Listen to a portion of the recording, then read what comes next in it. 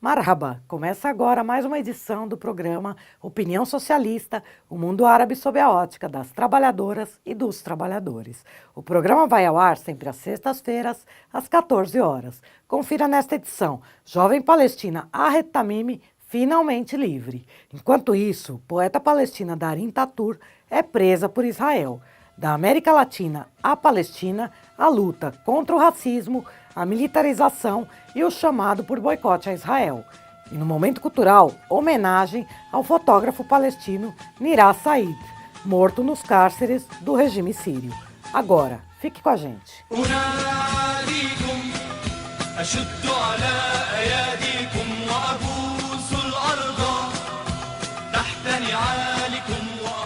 A jovem palestina Ahed Tamimi foi libertada no último domingo, dia 29, após ficar 8 meses nos cárceres israelenses.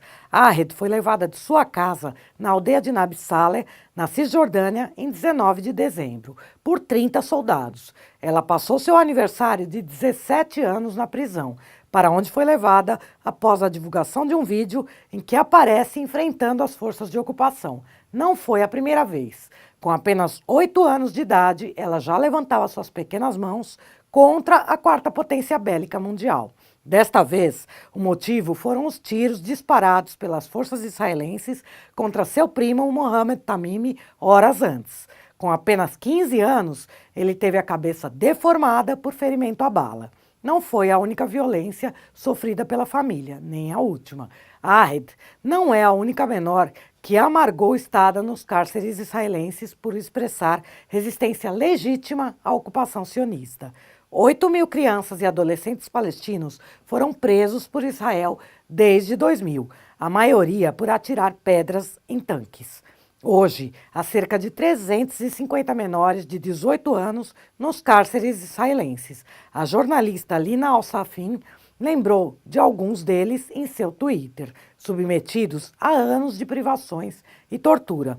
Como afirmou Ahed, ao ser libertada, eu me sinto feliz, mas essa felicidade só estará completa quando todos os presos políticos palestinos estiverem livres. No total, são quase 6.000.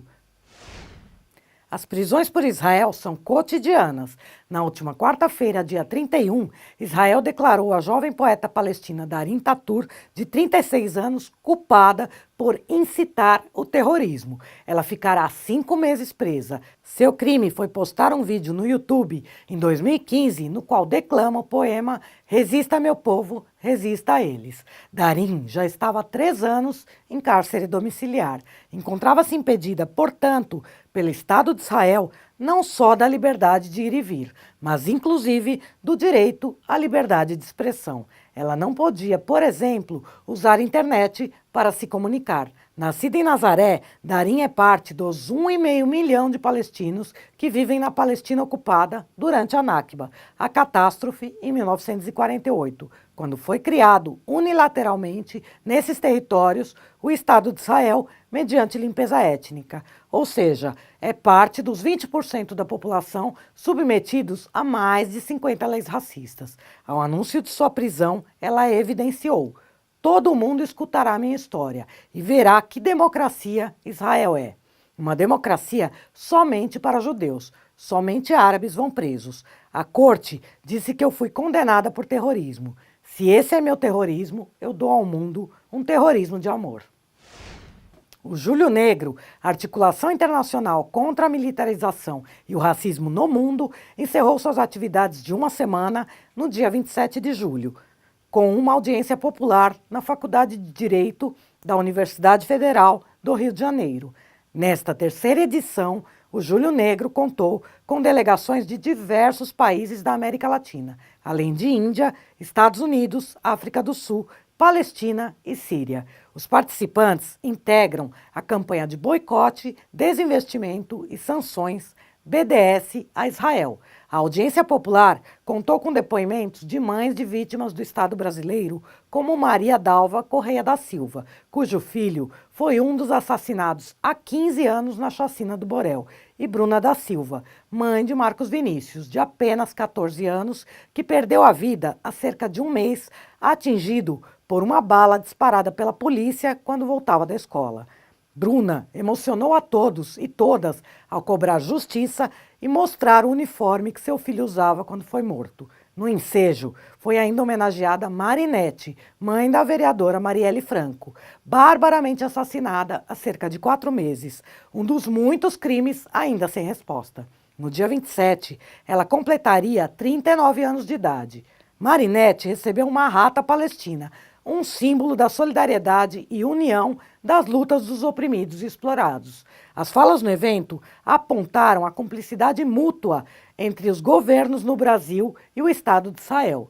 As armas que matam pobres e negros nas periferias brasileiras são testadas primeiro nos palestinos e depois exportadas. O governo do Rio de Janeiro é um dos clientes. É o que comenta a ativista da comunidade da Maré, Gisele Martins. Esse ano, aqui no Rio, estamos vivendo uma intervenção militar e nunca tinha acontecido isso antes, que o Exército, quando invade as favelas e faz suas operações hoje nas favelas e periferias do Rio, eles fazem os chamados fichamentos, que é na entrada e saída de moradores das favelas. Eles revistam esses moradores, pegam as suas identidades, pedem para esses moradores ficarem esperando sentados numa cadeira para ver se esses moradores têm algum tipo de violação ou algum tipo de passagem pela polícia. E eu vi algo muito parecido, só que de uma forma óbvia, muito mais intensa, na Palestina, com os chamados checkpoints, onde os moradores dos seus locais, das suas aldeias, dos seus territórios de moradia, precisam passar pelos checkpoints, são obrigados a passarem por lá.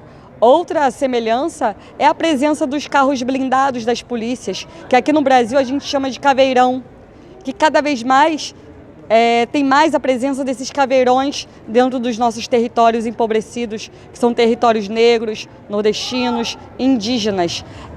E atualmente a gente tem sendo utilizados nas operações policiais nas favelas os helicópteros aéreos blindados, que também é uma versão desses blindados, desses caveirões aéreo. E esses helicópteros ficam atirando de cima para baixo nas nossas cabeças. O evento terminou com uma passeata por BDS a Israel contra a militarização e o racismo no mundo.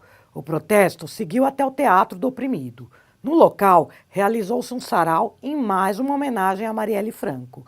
Nos dias que se seguiram, os ativistas da América Latina e dos demais países discutiram a campanha de boicote a Israel e puderam conhecer um muro construído para ocultar da paisagem fluminense a comunidade da Maré, segregando-a. Segundo moradores, o governo do Rio de Janeiro gastou 20 milhões de reais na sua construção. Enquanto os palestinos lutam contra o muro do apartheid, a população local resiste a desaparecer atrás do que chama de Muro da Vergonha. Mataram meu amor. Assim, Lamis Al-Khatib, que vive como refugiada na Alemanha, anunciou, em meados de julho, a morte de seu marido, o premiado fotógrafo palestino Nirá Said. Conhecido como Os Olhos de Yarmouk, ele documentava a vida no campo de refugiados onde nasceu, na Síria, após os avós serem expulsos de sua aldeia, Alam, na Nakba, catástrofe palestina, em 1948. Suas imagens passaram a registrar o cerco pelo regime sírio, inaugurado ao final de 2012. Um ano e meio depois do começo da Revolução Popular no país árabe. Nirás deixaria a Síria para o exílio em outubro de 2015, no dia em que foi preso por forças leais ao regime de Bashar al-Assad. A promessa era de que sua saída seria segura. Familiares e amigos acreditam que ele foi morto sob tortura há 1 ano e meio. Os pais pediram que seus objetos pessoais sejam devolvidos, mas sabem que é altamente improvável. O regime sírio não costuma sequer entregar os corpos aos familiares. Infelizmente, Nirá Said não foi o único e provavelmente não será o último a ser assassinado nos cárceres da ditadura de Assad. Ele era um dos mais de 1.500 refugiados palestinos definhando nas prisões do regime, entre dezenas de milhares de sírios. Como escreveram parentes e amigos, sua morte não terá sido em vão. Em sua memória, encerramos este programa com o registro dos Olhos de Yarmouk.